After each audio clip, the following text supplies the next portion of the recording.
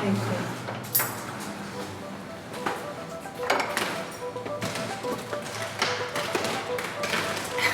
Che bello!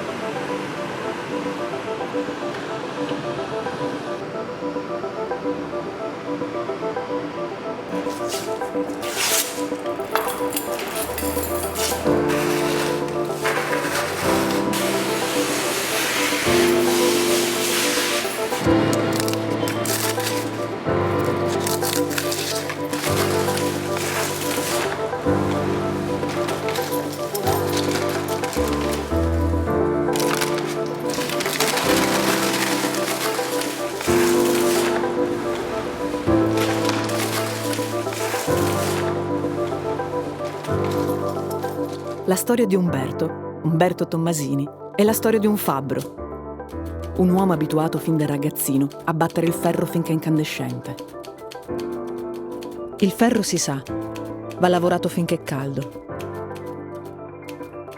Non si può tentennare o esitare, anche mentre le scintille ti schizzano addosso. Occorre mettersi in gioco con tutto il corpo, sempre.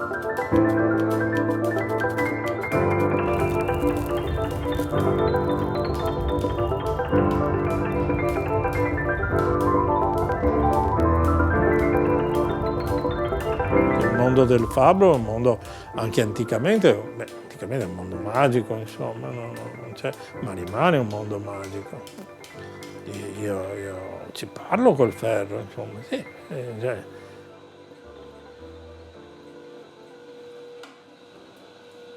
Io ho conosciuto Umberto appunto nel 70.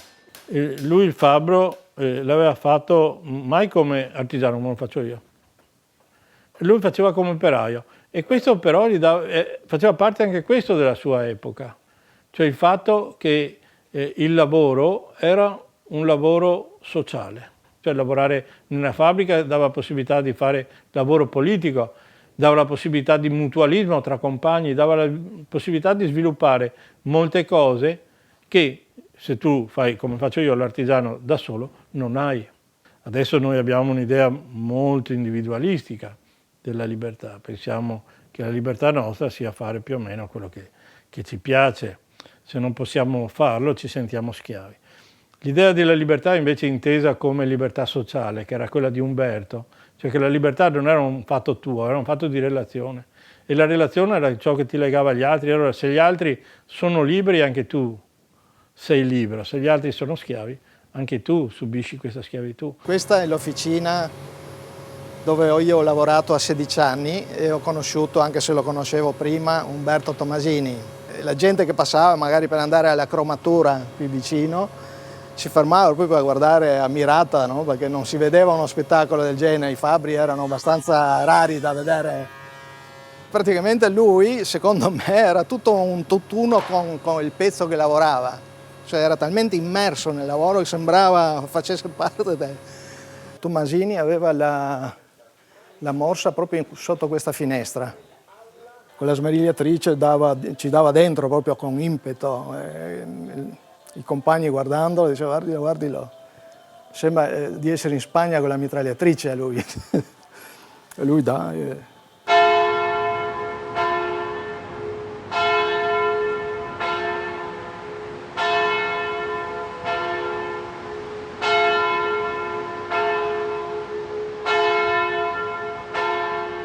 A Vivaro, la casa dei Tommasini, meglio conosciuti come i Bichicchiu, è rimasta pressoché intatta, i mobili al loro posto, conservata dai vicini e dal paese per una curiosa, per noi inaspettata, forma di rispetto e riconoscenza.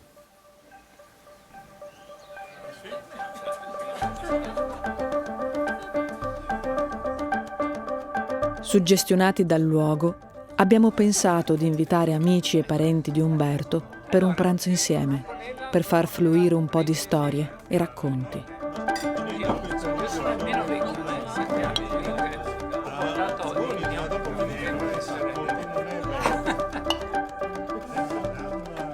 Ecco, una cosa importante, credo, sia il fatto che lui ci abbia consegnato la sua memoria. Cioè lui nel 72 ha deciso che era venuto il momento di raccontare la sua vita, ma a un certo punto si è reso conto, tra i non molti anarchici di una certa età, che l'anarchismo passava attraverso la vita dei militanti, non passava attraverso le grandi organizzazioni o i grandissimi eventi. Clara Germania e Claudio Venza, poco più di 30 anni fa, tra queste mura, hanno raccolto il racconto della vita di Umberto e ne hanno tratto un libro, L'anarchico triestino. Virgola, socialisti anarchici, aprì la prima biblioteca pubblica degli Stati Uniti. Mi sono reso conto, quando facevamo il libro, era che noi avevamo vissuto al lato di una persona che era un pezzo della storia, non solo dell'anarchismo, ma per esempio dell'antifascismo di mezza Europa, senza tanto renderci conto effettivamente di questo, perché lui aveva scritto poco. Cioè, quello che raccontava era un racconto per noi. E questo è quello che lui faceva sempre. Era una cosa che e per noi era un insegnamento, lui lo sapeva che questo era un insegnamento. Si legava anche a un fattore storico, generazionale, che eravamo noi e il 68. Questo tipo di generazione e la ricerca che noi avevamo in questo campo, che era una ricerca straordinariamente molto affine. Straordinariamente, perché sono passati 40 anni, voglio dire, e noi avevamo una sintonia con i messaggi, con le parole, con il linguaggio di Umberto, che è straordinario e che adesso non è più pensabile. Ma che nel caso di Umberto ci aveva dimostrato che l'anarchia è una maniera sostenibile di vivere. Cioè, mentre per centinaia di ragazzi che sono passati attraverso la sede di Via Mazzini, l'anarchia era una fase, un'esperienza adolescenziale per lo più. E tutto intrecciato assieme in una personalità che diventava esemplare, che per me è stata esemplare, insomma, ecco. E si usa dire che il padre amato è sempre il padre morto, no? Attualmente posso dire di ricordare come funzione paterna per quanto mi riguarda sia mio padre sia Tomasini, ecco. Quindi un lascito cospicuo, mi pare, a proposito dei lasciti personali, insomma. Io penso invece alla tenacia, no? Adesso non ho gli anni che ha lui, però qualche volta mi viene voglia, no, di tirare i remi in barca, di oggi non vado, oggi non faccio. Dopo penso, lui fino alla fine si è dato da fare. Ho a casa un quadro di questi, che presi da Vivaro, uno di questi qua, che però mi ritorna particolarmente perché c'è scritto siate tolleranti con le persone e intransigenti nelle idee. Ma la testa. Non lo so, però secondo me Umberto rispondeva abbastanza a questa frase qua. Sì.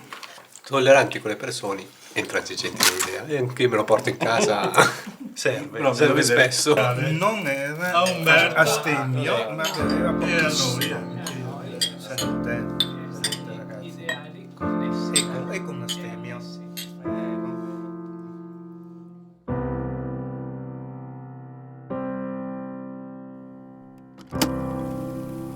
A Vivaro stiamo registrando le esperienze di lotta e di vita del compagno Umberto Tomasini, ore 22. Sono nato a Trieste il 9 del 3 del 96. Quando avevo pochi mesi la mia famiglia si trasferì a Vivaro, paese di origine della famiglia.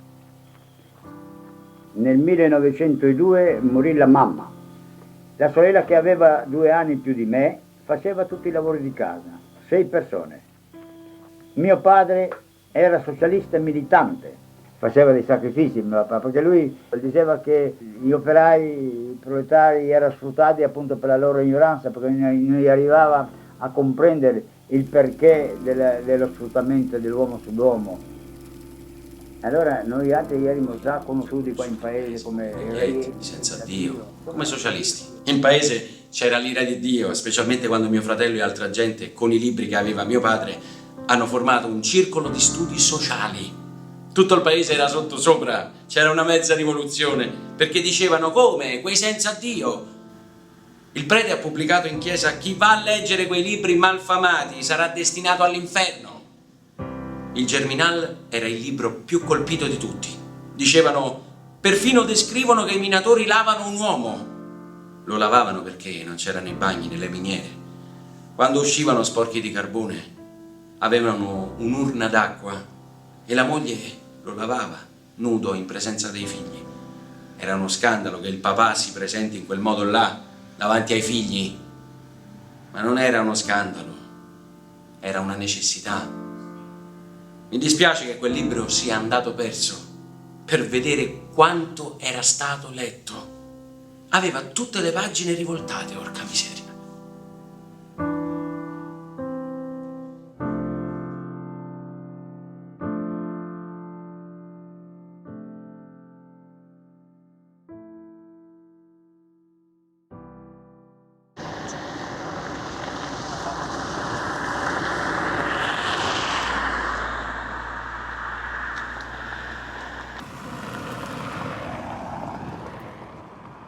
Questo è il greto del Meduna. Questo è un terreno di alta pianura completamente arida, completamente in movimento. La vegetazione che c'è, la si vede, è praticamente una vegetazione desertica e questo spiega la grande migrazione del Friuli. Qui, di fronte al boom demografico della seconda metà dell'Ottocento, la gente è costretta ad andarsene. Come si fa a mantenere una famiglia su questo tipo di terra? L'uomo che parla è Gianluigi Bettoli, profondo conoscitore della storia di questi territori e delle vicende della famiglia di Umberto. Sono paesi in cui i piccoli proprietari che non riescono a vivere sui loro lotti, che sono lotti di sassi, non di terra, questi cominciano a girare il mondo. Ed è proprio il padre di Umberto, cioè Angelo, che porta il socialismo in questo paese qua. È a Trieste che Angelo entra in contatto con le nuove idee sociali. Costretto ad emigrare nella città austro-ungarica, trova lavoro come facchino. Dopo poco entra nel sindacato e al tempo stesso inizia a frequentare il circolo di studi sociali, dove spesso porta con sé i figli.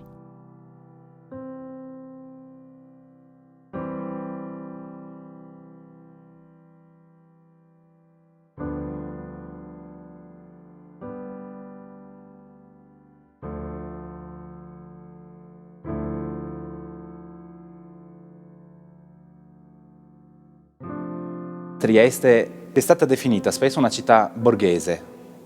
Pensiamo appunto allo sviluppo del capitalismo, all'economia capitalista, tanto che perfino Marx se ne accorse, no? Quando disse che per studiare i fenomeni della nuova economia bisognava andare o a New York o in Europa a Trieste, perché era una di quelle città, Trieste, artificiali, create dalle nuove tendenze dell'economia e anche della filosofia politica. È il porto di una monarchia multinazionale e in questo modo crea un'aggregazione anche demografica che è assolutamente unica, nel senso che Trieste è una città che passa nell'arco di neanche 2 secoli da 5.000 a più di 200, a quasi 300.000 abitanti. È quindi un fenomeno di inurbamento enorme. Sì, la situazione sociale sotto l'Austria non era così allegra e florida come viene presentata di solito in un modo retorico e stereotipato. Invece c'erano delle lotte di classe, c'erano delle tensioni, delle forme di scontro. Angelo raccoglie tutti i doppioni, gli scarti delle biblioteche popolari triestine e li porta a Vivaro. Qui, in una delle 2 stanze della famiglia, crea, praticamente dal nulla, la prima biblioteca sociale della zona. Angelo Tommasini parte da questo dato di fatto, ovvero sì, i suoi figli a Vivaro possono studiare fino alla seconda elementare. Cioè non c'è a stupirsi che in una casa piccola come questa, con 2 stanze, i Tommasini del 15 facciano una biblioteca popolare aperta al pubblico. C'è da tener conto che non li accolgono a braccia aperte, anzi con effetti paradossali. Appena quando nel 15 si crea la biblioteca, la prima roba che fa il prete dal pulpito dice alla gente di non andare in questa che è la casa del demonio. Il risultato paradossale, e succedeva sempre in queste occasioni, era che la gente arriva non solo da Vivaro e dalle frazioni di Vivaro, ma addirittura passa i guadi.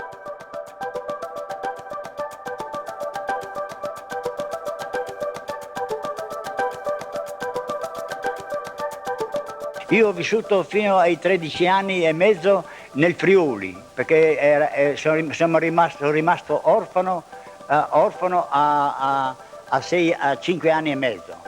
Eravamo una famiglia di 5 fratelli e di conseguenza ci ha lasciati in casa di una zia che ci ha fatto da mamma.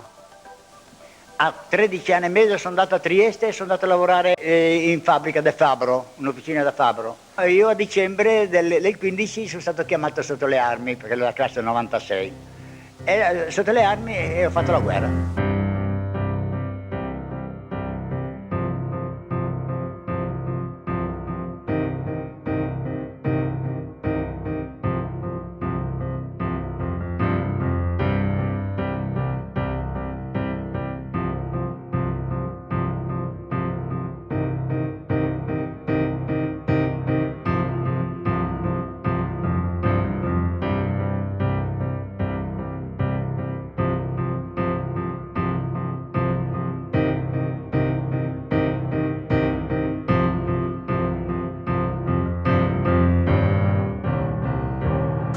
Hanno detto avanti, avanti, avanti, e orca miseria, quando dicono avanti bisogna andare, perché c'era il colonnello dietro.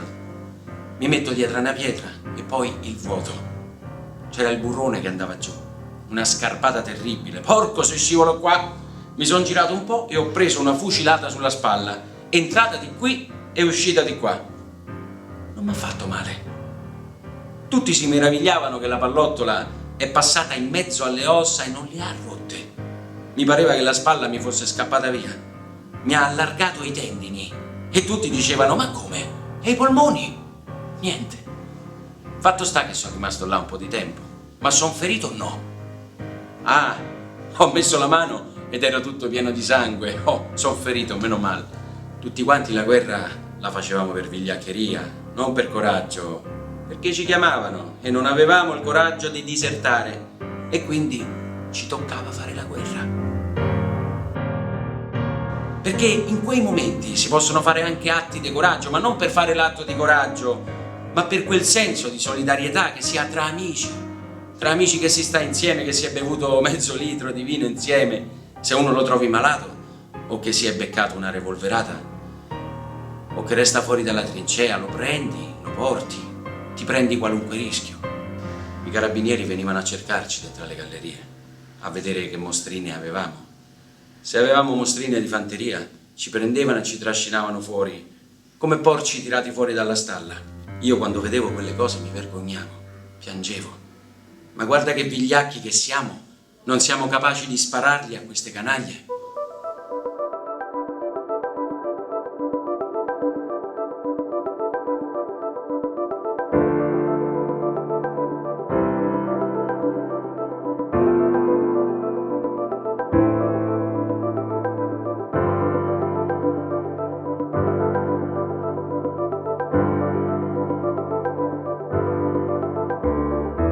Un inverno da morire perché era freddo, eravamo a Taufe, era un freddo da non dire. E io mi aveva preso una disenteria che credevo di morire. E allora mi hanno preso e mi hanno messo in infermeria dove che tutte le notti ne morivano 2 o 3. E allora morivano le 3, non so se vorrei dire una roba, ma morivano le 3. E la gente, quando che la sera prima di morire, andavano di corpo senza accorgersi. E io, quando era la sera, mettevo la mano a vedere se avevo andato di corpo senza accorgermi e dico allora devo morire questa notte. E invece non sono morta perché sono ancora qui. Non è vero. Finita la guerra, è bene che sia anche questo.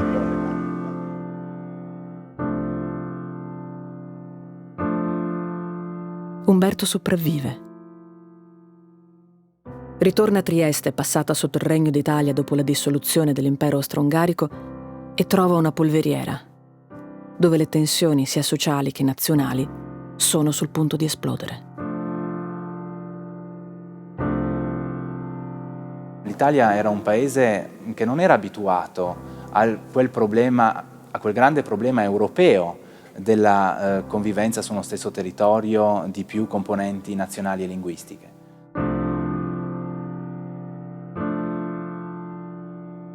Non è un caso che il fascismo si sia sviluppato, abbia trovato terreno fertile proprio in questa città. Qui il conflitto nazionale era una dimensione che aveva lunghe radici alle sue spalle e che esplode all'indomani della Grande Guerra. L'escalation del conflitto è rapida. Nelle strade di Trieste lo scontro tra fascisti e antifascisti diventa quotidiano. In questo clima si forma una generazione di militanti di sinistra.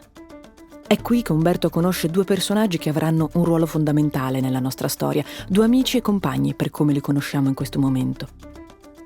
Iniziamo da Vittorio Vidali, militante comunista, uomo d'apparato che sarà tra i protagonisti del panorama del comunismo internazionale.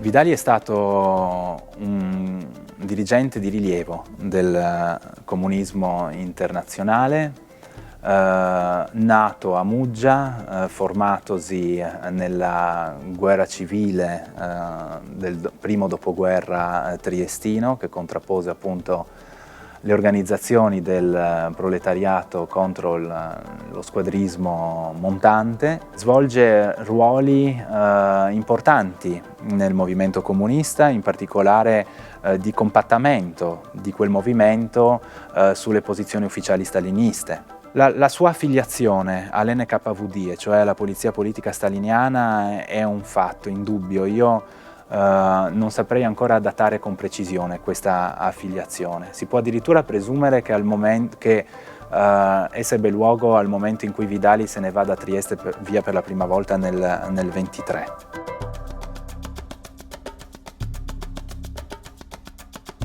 I partiti e i movimenti di sinistra reagiscono in maniere diverse al fascismo degli esordi. Umberto nel frattempo diventa anarchico e sceglie l'azione diretta. Tra i suoi compagni anche repubblicani e comunisti.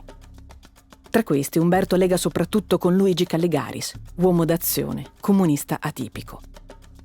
Luigi Calligaris si potrebbe definire un comunista di base, molto portato all'azione, e quindi, come Tomasini, nel primo dopoguerra, compiono diverse azioni appunto contro le squadre fasciste. Quindi erano diventati molto amici, anche se avevano due impostazioni ideologiche diverse. Eravamo sempre assieme, quasi tutte le sere stavamo assieme, ci arrestavano, ci mettevano in galera, non importa che, eravamo sempre insieme. Anzi, noi si sfidava la polizia.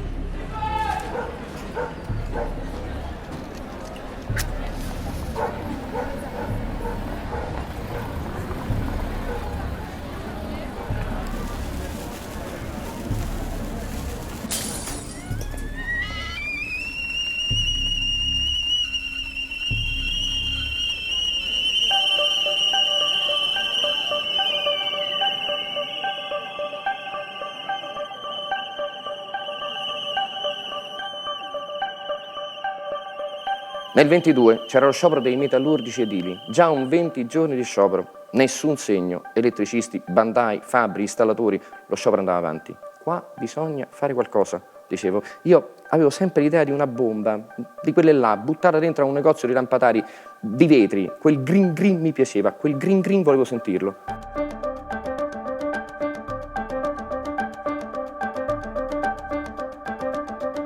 Vado da Zuder. C'aveva la polveriera della Camera del Lavoro.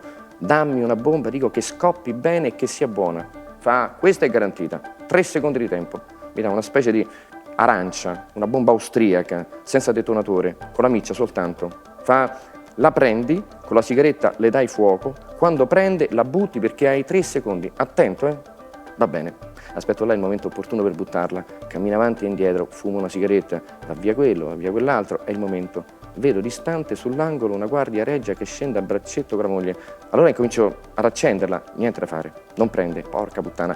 E la guardia reggia si avvicina sempre di più, con la moglie al fianco, in pompa magna. Allora io per farli passare scendo dal marciapiede. Quando scendo la miccia incomincia a fare porco, qua sono 3 secondi, ce l'avevo in mano, la sigaretta da una parte, la bomba da quell'altra, buttarla per terra e scappare? No, era troppo. Allora l'ho presa, davanti al muso della guardia, boom, dentro la porta, rompe il vetro, dentro, scappo via e non è scoppiata, porco. Non aveva il detonatore.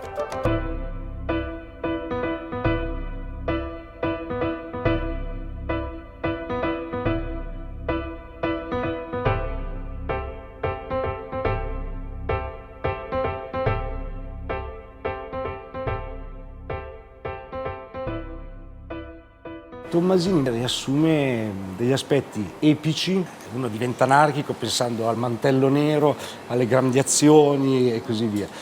E lui rispecchiava un po' questo modello. E poi invece anche un anarchismo che era duro, anche se vogliamo rigido nei suoi fondamenti, anche perché si è dovuto forgiare in un periodo storico terribile, ma con una grandissima umanità. Lui accettava la radicale, infinita contingenza della vita, dalla quale noi cerchiamo di difendersi in tutte le maniere, come? Con 2 lire de parte, con la casa, con la famiglia, con la moglie, anche se non andiamo d'accordo, ma c'è una difesa. Sicuro viveva di prima mano, non di seconda mano. Non faceva mai le cose come se le stessi facendo. Questo è molto, molto importante, no? E viveva quasi quasi, se può dire, in una specie di presente, cosa che, no? Che noi attribuimmo anche un po' animalesca per certi versi, se vogliamo, no? Questo rapporto tra teoria e pratica, che era molto chiaro in figure come Tommasini e come tanti altri, perché appunto Tommasini non è l'eccezione, oggi come oggi non è difficile è una figura sicuramente un po' più su dell'ordinario, ma si muoveva in sintonia con il suo ambiente. Pur professando l'ideologia più difficile, più ostica da professare, eppure lui era molto semplice, no? Semplice caratterialmente semplice. Per quanto riguarda gli esseri umani, non giudicava, mi penso che non giudicava nessun cattivo, ma neanche un fascista.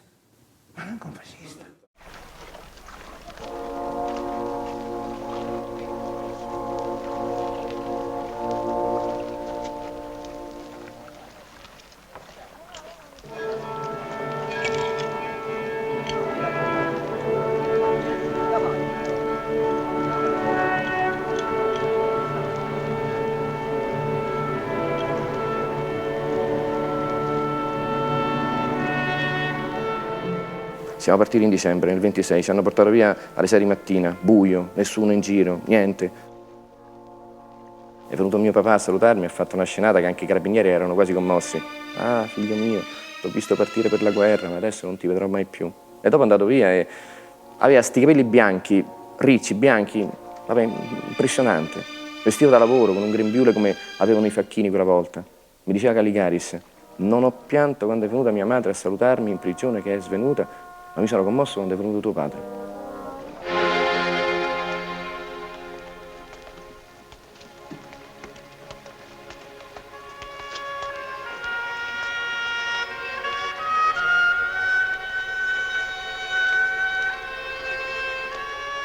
Quando siamo usciti dal carcere io ho gridato «Viva l'anarchia!» Mi sono saltati addosso i poliziotti, silenzio. Ci hanno portato alla stazione in una stanzetta. I poliziotti mi dicono «È lei, Tommasini, sempre lei». Tu sei un anarchico. E proprio perché sei un anarchico tu gridi viva il duce. Io grido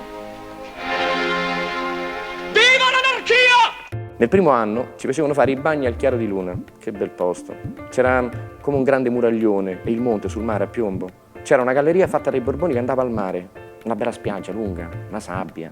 Quelli che venivano nel periodo d'estate, che si andava a nuotare, dicevano: ma qua siamo in villeggiatura, ma qui si fa le ferie, ma qui, ma qua, ma su, ma giù. Quando cominciava a venire il freddo, l'inverno, specialmente gli avvocati e qualche intellettuale che si mettevano in posizione, dopo 2 o 3 mesi che vedevano che vita si faceva, magari facevano un atto di sottomissione e andavano via. Invece c'erano dei pugliesi che avevano 4 o 5 figli a casa, che facevano la fame e che mandavano loro i soldi della paga che risparmiavano per comprare il pane ai figli e restavano rigidi, duri, fermi. Che nessuno di loro scriveva la lettera al ministero per domandare la grazia. E invece sti intellettuali, non per dire, però non ce l'ho con gli intellettuali, ma sono uomini che non sono abituati a lottare, a rinunciare a certi benefici economici dell'ambiente dove hanno vissuto. Sono vittime loro stessi di questa loro educazione.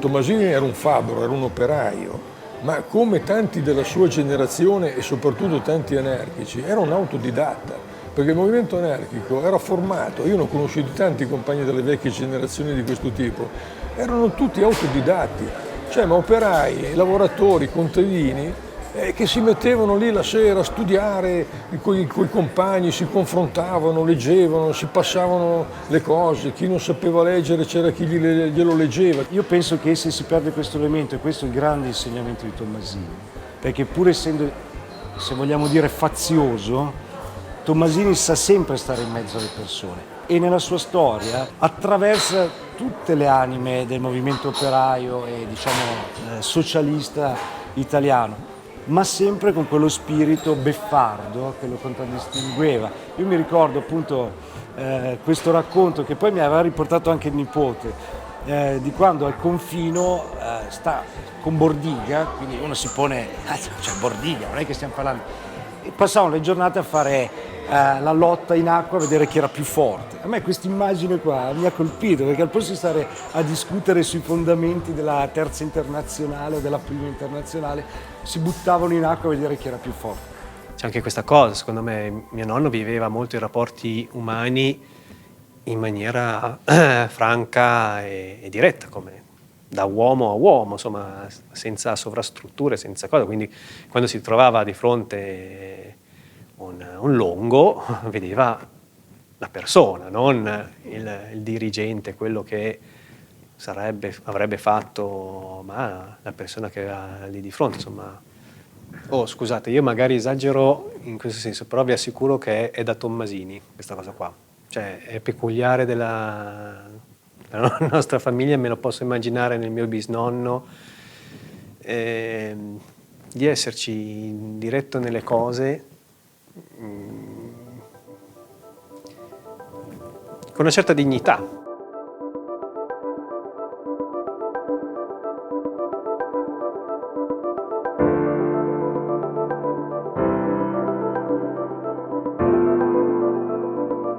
Con Calligaris eravamo legati, anche se non era di idee anarchiche, ma iscritto al Partito Comunista. Ma ci intendevamo molto io e lui, come uomini, come persone e anche come idee, perché sì, era comunista, ma era un comunista di quelli indisciplinati. Non obbediva a tutti gli ordini. Lui obbediva quando credeva che erano giusti e quando non erano giusti non obbediva. Io e lui ci siamo detti: noi non dobbiamo tornare un'altra volta al confino. Quando andiamo via dobbiamo fare in modo di tagliare la corda una volta per tutte. Insieme hanno cercato di sfuggire dall'Italia nel 1931, perché erano andati anche al confino insieme, quindi avevano continuato a mantenere stretti rapporti, però Luigi Calligaris si era ammalato di emotisi e quindi non riesce a superare i passi alpini che invece Umberto riesce a superare, per cui lui deve tornare a malincuore a Trieste e riuscirà poi a fuggire e ad andare in Unione Sovietica.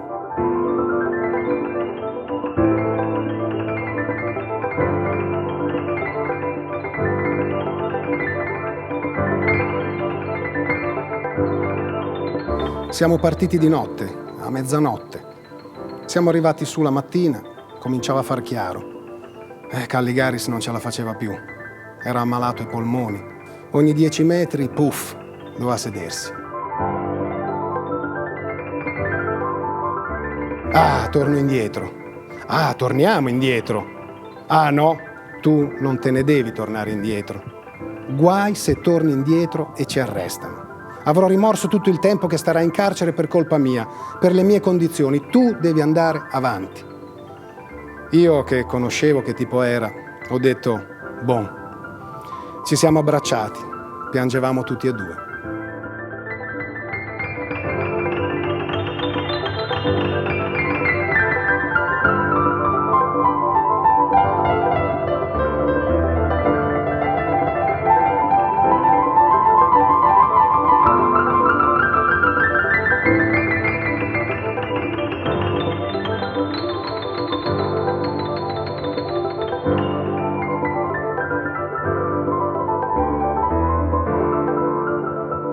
Riferisce che finalmente per la prima volta dopo anni, perché sono stati anni, prima da perseguitato politico, poi il confino, regime fascista, scappa da Trieste, per la prima volta si sente libero.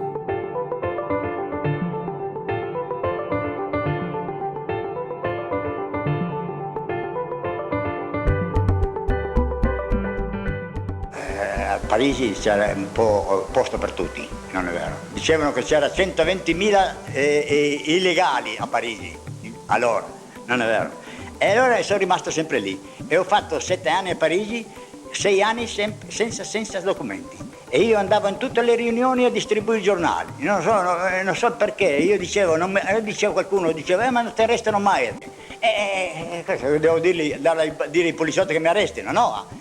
Umberto a Parigi incontra molti antifascisti italiani e ritrova un amico, Camillo Berneri.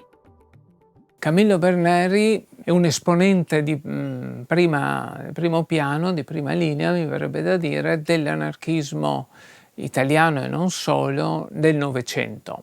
In lui, mazzinianamente, si potrebbe dire, pensiero e azione erano strettamente collegati. Camillo e Umberto si sono conosciuti ad un convegno della Unione Anarchica Italiana, delle UAI, credo proprio tra il 25 e il 26, ed erano molto amici.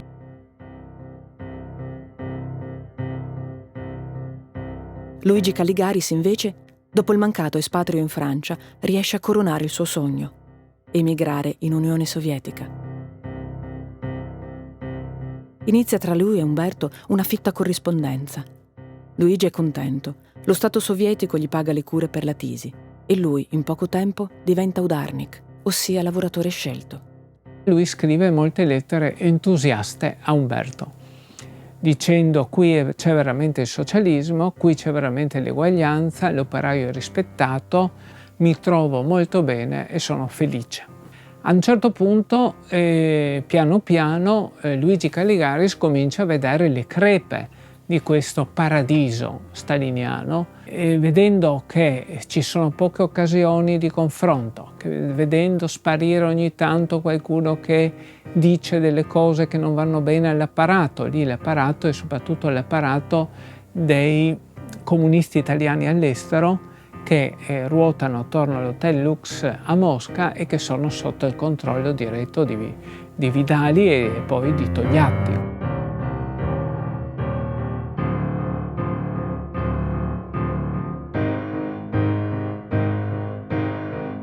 Il Vidali degli anni 30 è un solido uomo di apparato che cerca di sopravvivere con le unghie e con i denti in quella terrificante realtà che era l'Unione Sovietica delle grandi purghe degli anni 30.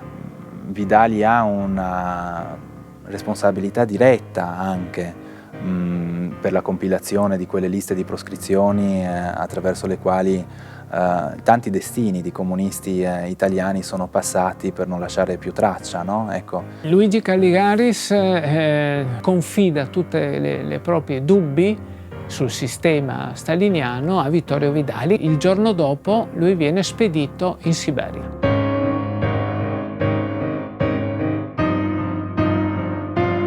Due giorni e una notte di slitta dopo l'ultima stazione ferroviaria. D'inverno facevano 42 gradi sotto zero e lui era tubercoloso. Andava a lavorare, a tagliare i boschi. Pensa, mi scriveva, mi toccherà morire qua, a me, che desideravo morire sulle barricate, lottando per la rivoluzione. Mi toccherà morire qua, con il marchio del controrivoluzionario. Dopo ha scritto ancora una cartolina e dopo è sparito e non si è saputo più niente di lui.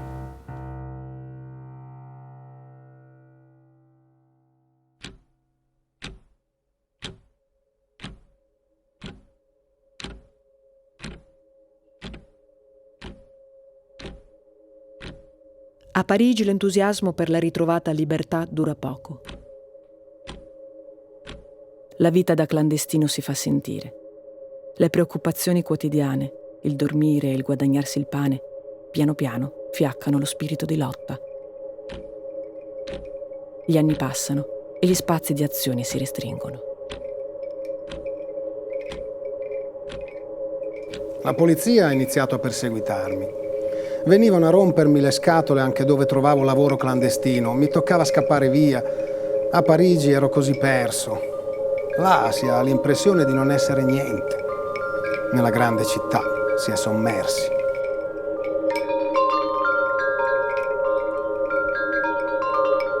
Sente questo distacco, questa difficoltà perché fondamentalmente tutto quello che si fa, dice, sono delle gran cene, delle gran banchetti in cui si mangia e si beve per raccogliere un po' di fondi per i compagni di qua, sostenere i compagni di là, però fondamentalmente si mangia, si beve e basta.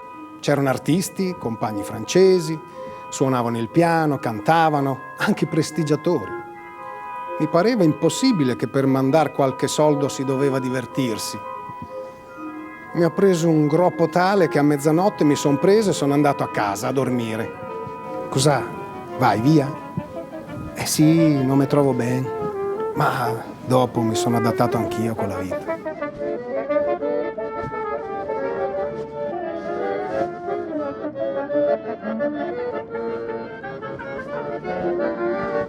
Conosce e frequenta questa donna, Anna Renner, che si trova anche lei a Parigi in esilio. Si conoscono, si frequentano.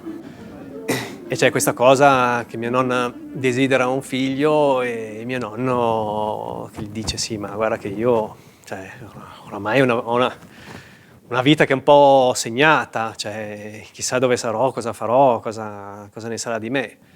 Sì, però io voglio un figlio perché mi darà la forza di continuare e poi riferisce che mia nonna poi non dirà. Non mi immaginavo fosse così dura mantenere un figlio.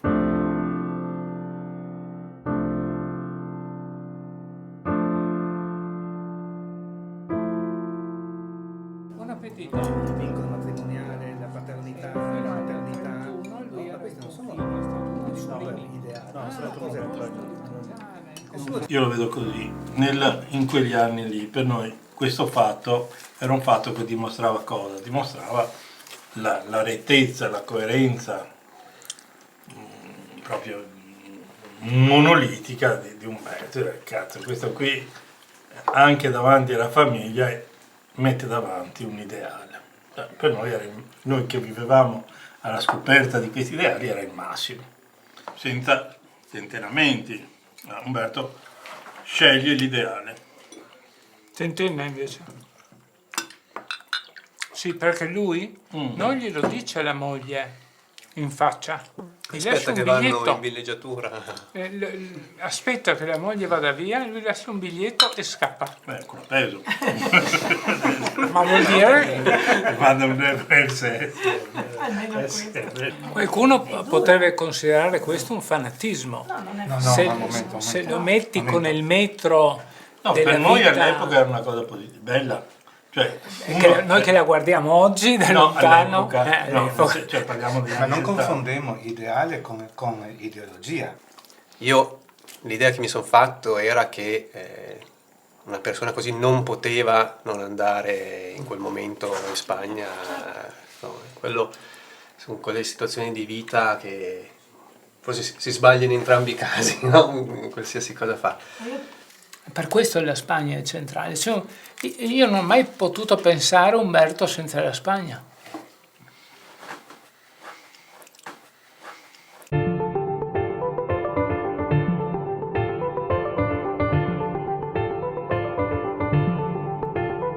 Nel luglio del 1936 arriva la notizia del golpe dalla vicina Spagna e della conseguente reazione armata del popolo spagnolo. Per gli esiliati parigini è una scossa elettrica.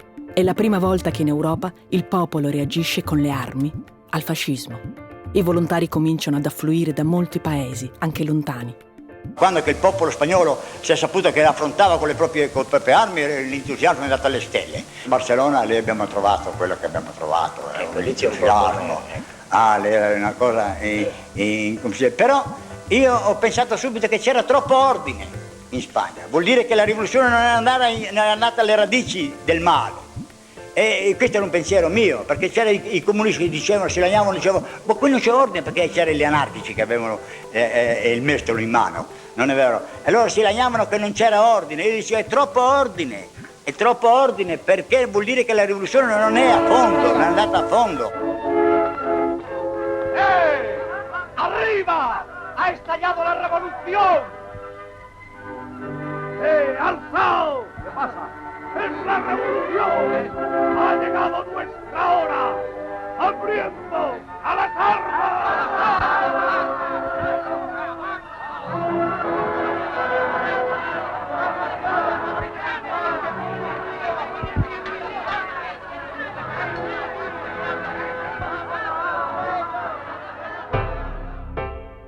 La classe operaia si trova improvvisamente in sella. La difesa della Repubblica si mescola con istanze rivoluzionarie, vive e presenti da tempo nel territorio spagnolo. Per Umberto è l'occasione della vita. Il clima di quella che qualcuno definirà la breve estate dell'anarchia è travolgente.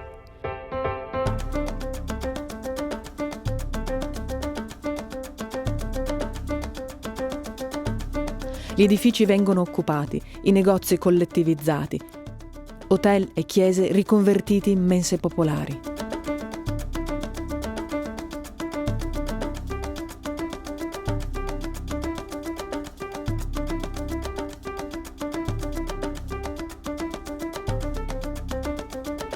Il 18 si parte. E là un tripudio della gente che viene, tutti i volontari che vengono lì per andare dalla colonna Durruti in qua, andare al fronte per combattersi, e un tripudio, saluti, pianti, abbracci, e siamo andati lì e abbiamo attraversato Barcellona fino alla stazione tra un'ala di popolo che ci applaudiva.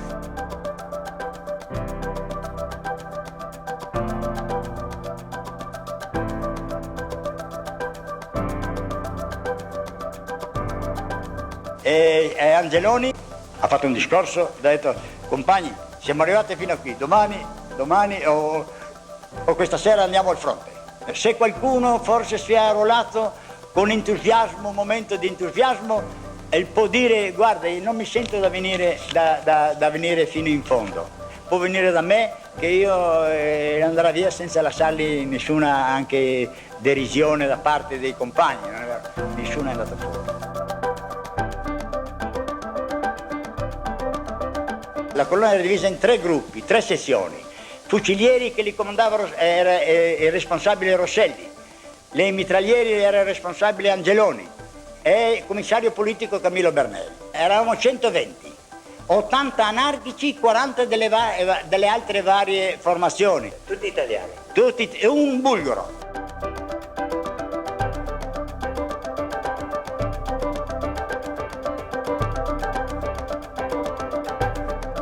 Domani siamo andati a raggiungere la posizione tra Almudevar e Huesca, la strada di Saragossa che va in Francia, la chiamano la strada di Francia. C'erano parecchi che avevano fatto la prima guerra mondiale, e allora c'era ancora la mentalità delle trincee, della guerra di posizione, e i spagnoli ci ridevano, cosa vengono qui a fare la guerra con le pale, con i picchi, quelli lì? Perché loro non potevano concepire una guerra di posizione, perché oggi siamo qui, domani dobbiamo essere 1 chilometro, 2 chilometri, 10 chilometri avanti.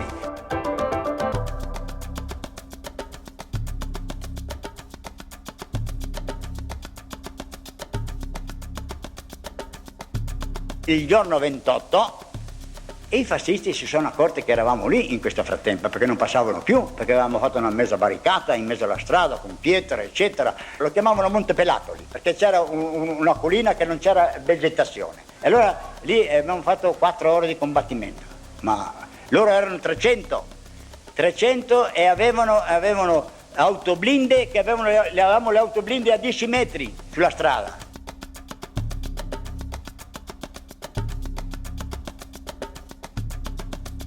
E io mi trovo sopra e mi chiama: Tommasini, porta le bombe e palottole giù.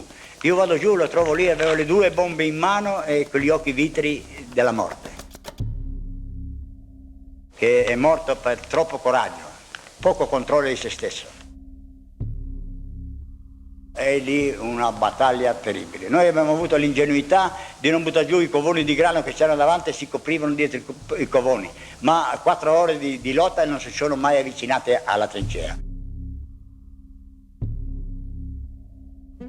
E allora ha provocato un entusiasmo fra i spagnoli che ci credevano tutti eroi a noi, e noi dicevamo no, loro dicevano: vosotros italianos tenéis cocones così grossi, no, che voi li tenete più grossi dei nostri. Perché erano veramente coraggiose, specialmente le donne. Le donne erano le trascinatrici dei miliziani, perché gli uomini che credono essere sempre superiori alle donne, quando che vedevano una donna correva avanti, loro li correvano dietro.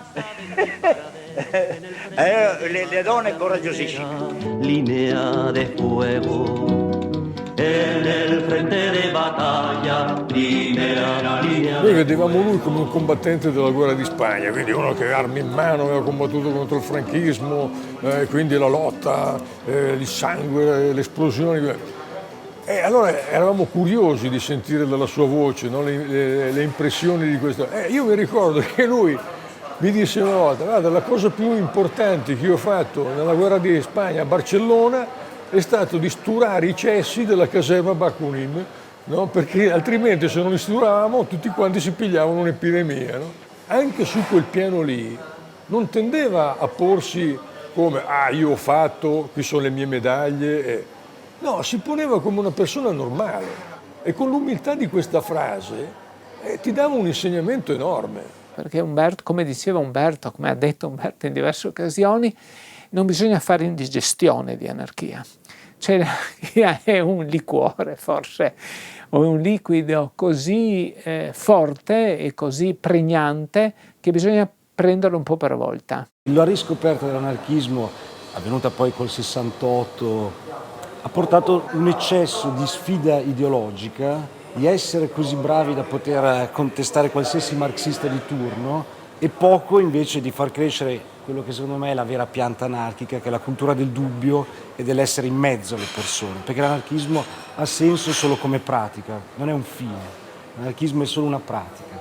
Anche se stava zitto, mi dava l'esempio di questa addirittura, questo senso, cioè, che non importava che dicesse che era anarchico, lo si vedeva. Mi sarebbe piaciuto essere come lui, no? Cioè, quell'immagine così, di purezza, ecco, mi dava un'immagine. E questa è la sensazione che Umberto mi dava.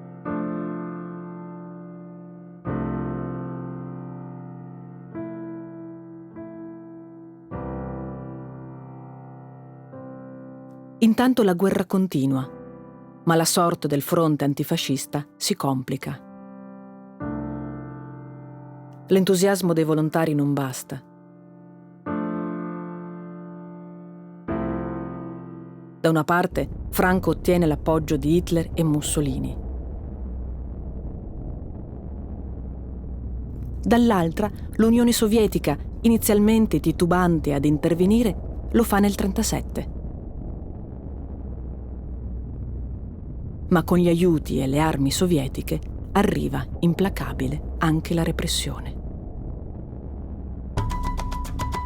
L'atteggiamento sovietico nei confronti della Spagna rivoluzionaria non cesserà mai di essere un atteggiamento profondamente ambivalente e ambiguo. Si presenta come colei che ha salvato Madrid e colei che ha salvato la Spagna.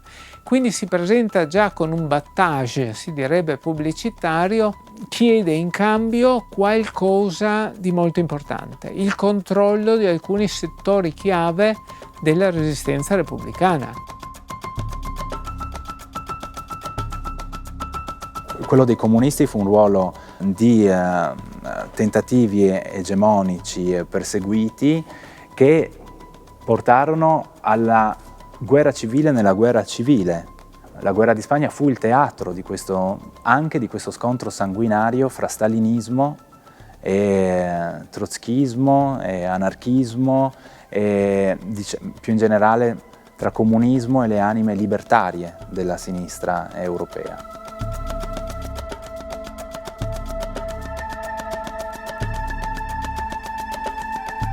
Vidali, lui arriva in Spagna già nel 1934 e viene nominato Vidali capo della sezione di lotta contro il trotskismo. Ricordiamo che il trotskismo era una categoria molto elastica, in cui dal punto di vista dei comunisti ci rientravano tutti, diciamo, gli anticomunisti di sinistra, ecco.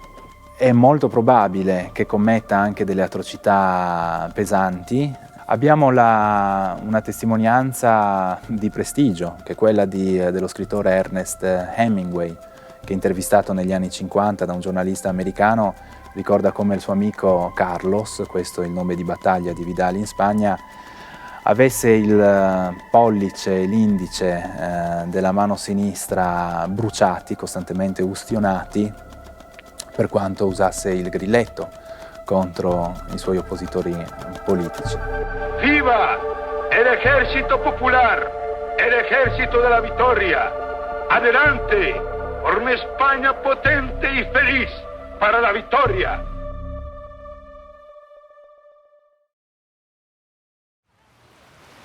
In questo clima di tensione crescente, Umberto accetta una missione apparentemente suicida. Un attacco alle navi nemiche ancorate a Ceuta, in territorio franchista. Il comando comprende, oltre ad Umberto, altri 2 anarchici e 2 repubblicani. Partono in automobile, ma le cose non vanno bene. A un certo momento la loro automobile viene fermata da delle guardie d'assalto il cui vertice era controllato dal Partito Comunista e vengono arrestati. Le accuse di essere dei fascisti.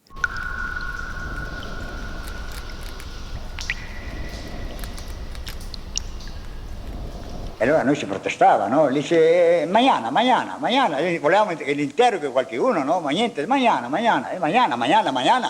da mañana sono passati 3 giorni. E allora qui la cosa si aggrava. Uno che mi portava da bere, dice che sai, eri della FAI, ombre? Sì, sono della FAI italiana. E come sei qua? Ma sai te, io non lo so.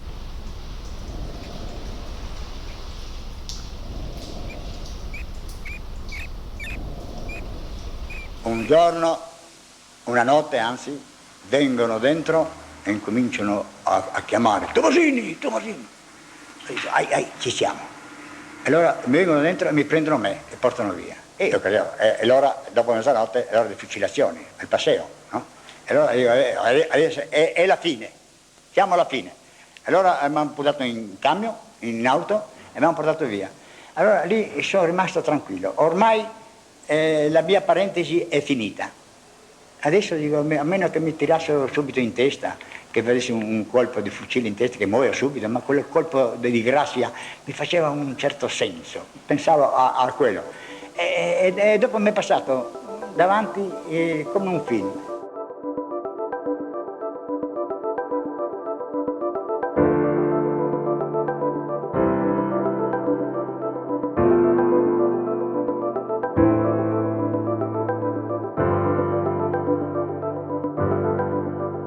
L'ultimo grido griderò viva la FAI, non è vero? E allora quando sono buttato dentro un salone là, che c'era un tavolo a ferro di cavallo, e ho gridato a squarciagola, viva la FAI, mi hanno preso, mi ho buttato in una poltrona grande così, una casa di lusso. E quando sono entrato ho detto, ma qui non mi ammassano mica qui perché sennò sporcano i tappeti. allora da lì mi hanno interrogato. Mi hanno interrogato e sai, mi interrogavano, erano in 10 o 12, 2 donne, una bella donna, una mora, porca miseria, mi guardava un paio d'occhi così. Allora diceva, io il primo sciopero che ho preso parte nel 1909 a Trieste, è il sciopero generale per l'assassinio di Francisco Ferrer, e da allora ho passato giorno per giorno la vita politica, ho vissuto sempre, sono venuto qui anche, non per morire, ma anche a morire, se occorreva, ma a morire in questo modo no. Allora protestavano, mi hanno legato in un modo. Passa il tempo e Umberto dice, e lo dico in dialetto triestino, cosa sarò tanto mona di non arrivare a fare quel che si legge su tanti romanzi e si vede in tanti film? Dalle carceri si scampa, e cosa mi non arriverò a scampare?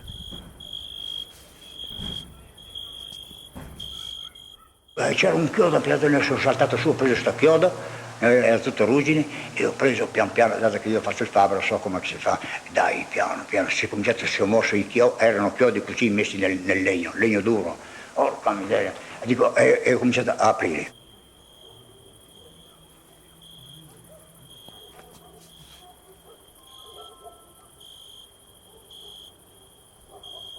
Mi sono messo con la pancia sui coppi, le tegole, no? Io non so come ho fatto, mi sono lasciato andare e sono andato giù, ero in terzo piano.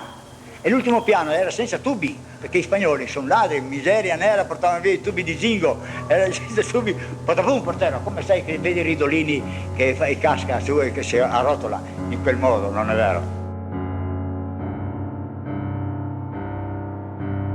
La guerra va avanti. Gli scontri interni al fronte popolare che unisce tutte le forze democratiche e di sinistra si inaspriscono di giorno in giorno, fino a sfociare in conflitto aperto.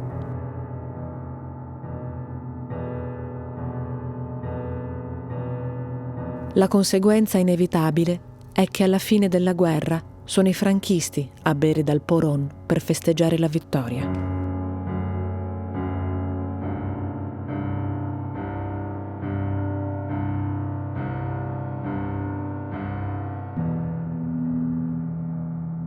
Umberto nel frattempo ritorna a Barcellona, ma l'aria per lui ormai è irrespirabile.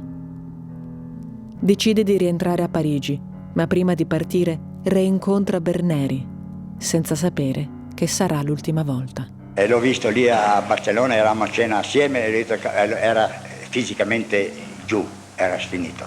Io ho detto, Camillo, dico, va a riposare un poco, va in Francia, riposa, che hai bisogno di riposo, non vedi che non sta in piedi. E lui dice, devo finire ancora un lavoro, poi andrò.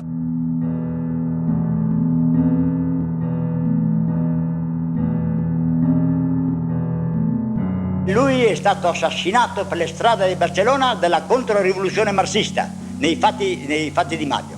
E quelli che applaudivano Stalin erano tutti quanti marxisti, sono marxisti tutti oggi. Devono rinnegare Stalin, non l'hanno rinnegato ancora. No, sono quelli che lo pregano ancora, l'hanno ancora in casa e li prego come le Madonne.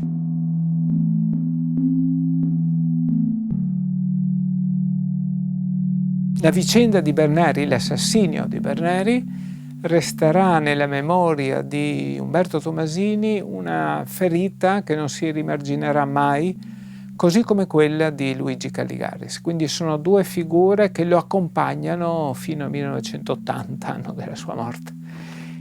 Il termine giusto, sì, per descrivere secondo me lo stato d'animo di mio nonno dopo questi episodi in Spagna è proprio amarezza. Cioè, appunto, abbandonato moglie e figlio a Parigi per finire in Spagna e trovarsi in un carcere stalinista in Spagna. Cioè,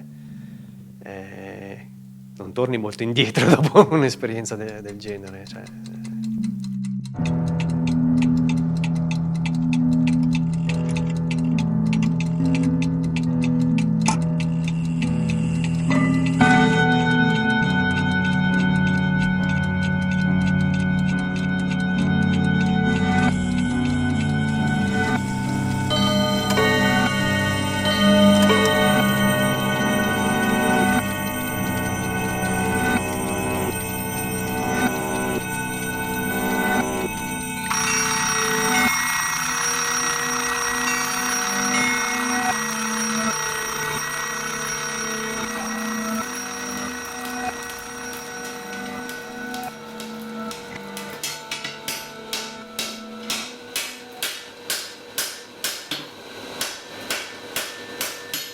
Il lavoro del fabbro sulla forgia è un lavoro alchemico, un lavoro che continuamente ti mette in relazione con la materia.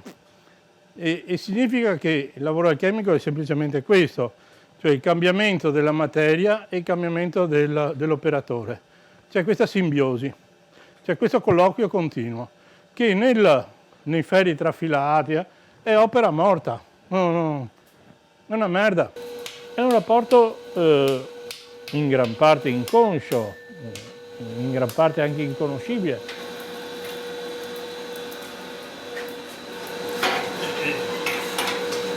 Umberto faceva così, quello che sto facendo io, quasi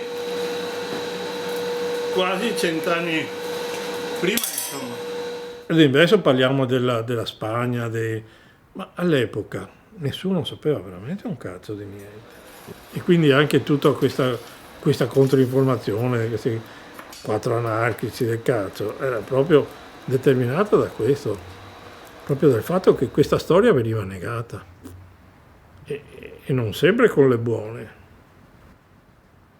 E Umberto ha fatto in questo senso sicuramente un'opera enorme di controinformazione, enorme.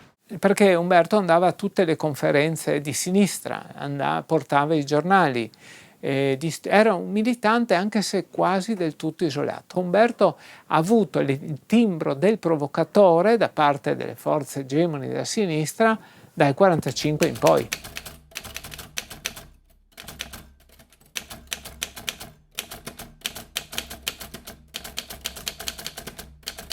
E avevamo invece saputo che a Trieste esistevano dei compagni anarchici di una certa età che frequentavano un bar e alcuni di loro erano veramente in là con gli anni, quindi stavano rischiando una forma di estinzione. Loro si sono avvicinati e noi ci siamo avvicinati a loro.